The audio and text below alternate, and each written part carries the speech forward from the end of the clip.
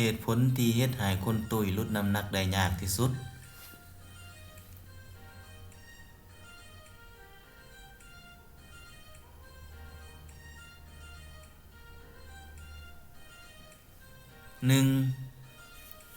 สภาพแวดล้อมที่อยู่อาศัยเพราะว่าสภาพแวดล้อมที่อยู่อาศัยนั้น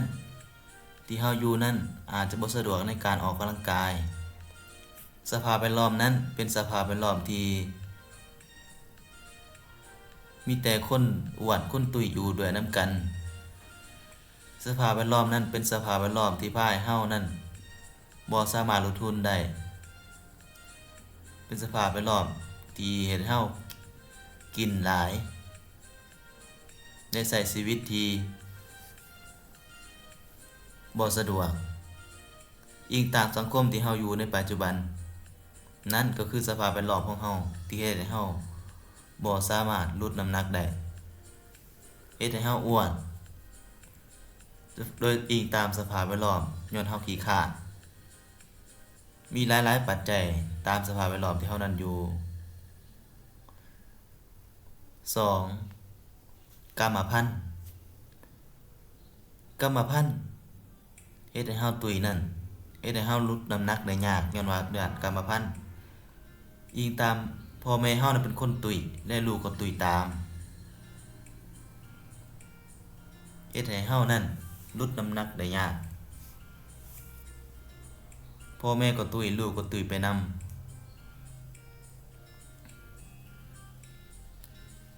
3นอนบ่เพียงพอ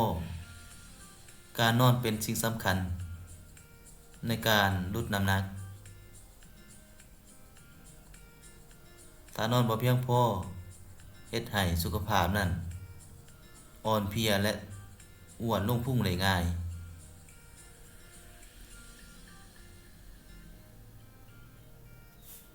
เฮ็ดให้เจ็บหัวเจ็บทุกอย่างจิตวิทยาด้านอารมณ์คือความคิดและด้านอารมณ์ของคนเฮาเฮ็ดให้เฮานั้นนอนบ่หลับและเจ็บปวดคิดหลาย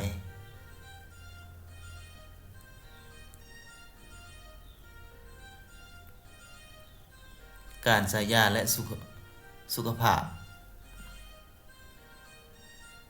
ก็คือการที่เฮาใช้ยาและสภาพการของสุขภาพเฮาการกินยาหลายบางยาเฮ็ดให้เฮานั้นกินนอนแซ่บกินแซ่บนอนหลับเฮ็ดให้เฮานั้นอยากกินหลายเฮ็ดให้สุขภาพเฮานั้น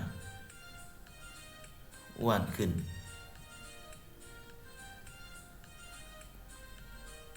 เฮ็ดให้ลงพุงได้ง่าย